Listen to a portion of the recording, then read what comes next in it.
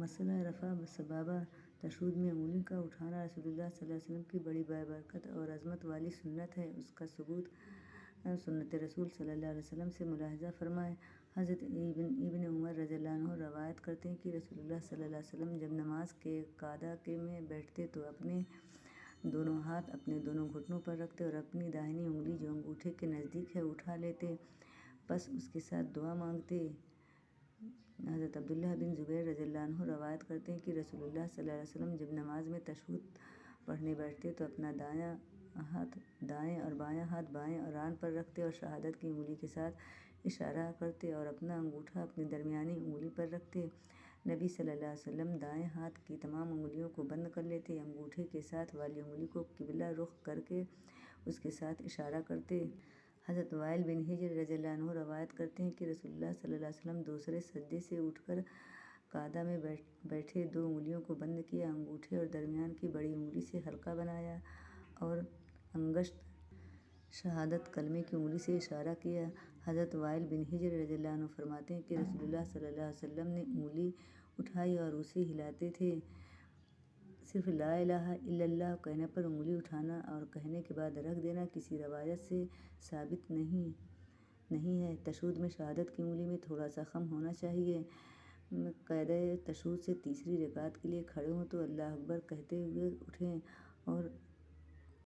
اور رفع یدین کریں۔ حضرت ابن عمر رضی اللہ عنہ کی روایت میں ہے کہ جب رسول اللہ صلی اللہ علیہ وسلم 2 رکعت پڑھ کر تشہد کے بعد کھڑے ہوتے تو اللہ اکبر کہتے اور دونوں ہاتھ اٹھاتے۔ اب آپ تیسری اور چوتھی رکعت بدستور پڑھ کر بیٹھ جائیں۔ آخری قعدہ تشہد۔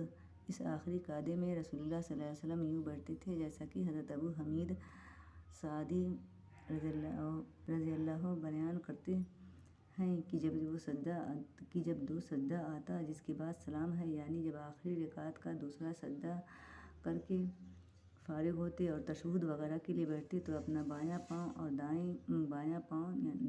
دائیں پنڈلی کے نیچے سے باہر نکالتے اور اپنی بائیں جانب کے کولہے پر بیٹھتے، پھر تشہد، درود اور دعا پڑھ کر سلام پھیرتے۔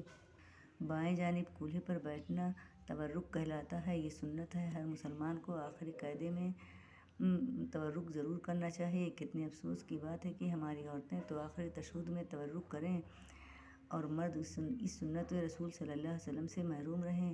نبی صلی اللہ علیہ وسلم نے اس شخص کو منع کیا جو تشہد کی حالت میں بائیں ہاتھ پر ٹیک لگائے ہوئے تھا۔ آپ نے فرمایا، یہ تو یہودیوں کی طرح نماز ہے۔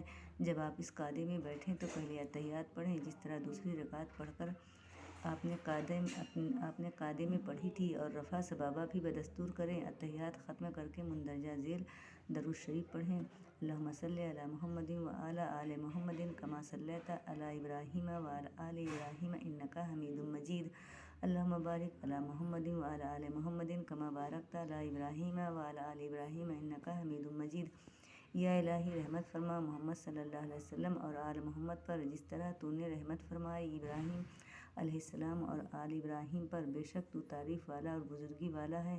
یا الہی، برکت فرما محمد صلی اللہ علیہ وسلم اور آل محمد پر جس طرح تو نے برکت فرمائی تو نے ابراہیم علیہ السلام اور آل ابراہیم علیہ السلام پر، بے شک تو تعریف والا اور بزرگی والا ہے۔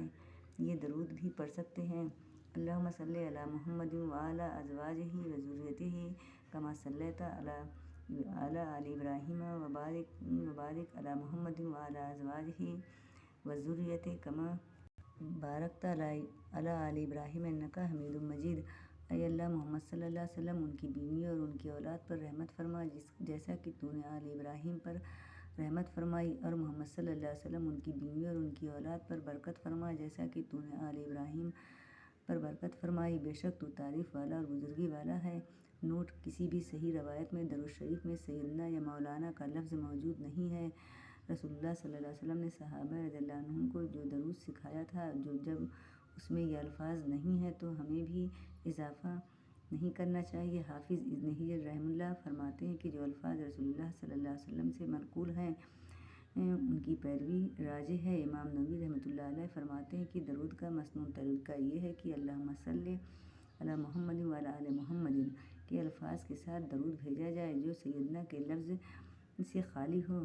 حضرت ابو طلحہ رضی اللہ عنہ روایت کرتے ہیں کہ ایک روز رسول اللہ صلی اللہ علیہ وسلم صحابہ کرام رضی اللہ عنہم میں تشریف لائے۔ آپ کے چہرے پر خوشی کے آثار نمایاں تھے۔ آپ نے فرمایا کہ میرے پاس جبرائیل آیا اور اس نے کہا، تیرا پروردگار فرماتا ہے کہ اے محمد، کیا تجھے یہ بات خوش نہیں کرتی کہ تیری امت میں سے جو شخص تجھ پر ایک بار درود بھیجتا ہے تو میں اس پر 10 بار رحمت بھیجتا ہوں، اور تیری امت میں سے جو شخص تجھ پر ایک بار سلام بھیجتا ہے تو میں اس پر 10 بار سلام بھیجتا ہوں۔ السلام علیکم۔